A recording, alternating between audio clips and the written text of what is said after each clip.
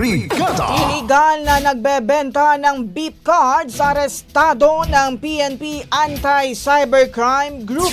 Brigada Katrina Honson, ibrigada mo! Brigada! Live report! Arestado ang isang 32 anyos na online seller sa isang entrapment operation sa Pasig City.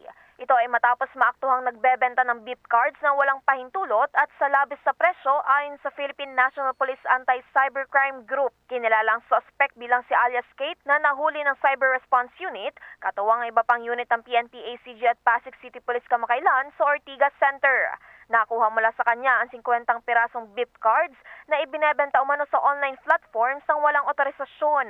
Ayon kay PNP ACG Director Brigadier General Bernard Yang, nilalabag ng ganitong aktibidad ang batas sa consumer protection at sinasamantala mga commuter ng maasa sa beep cards araw-araw. Naharap na ang suspect sa kasong paglabag sa Access Devices Regulation Act, Consumer Act at Cybercrime Prevention Act. Kasunod ng insidente, muling iginiit ni Department of Transportation Secretary Vince Dizon na paiigtingin ang kampanya kontra sa illegal na bentahan ng beep cards online.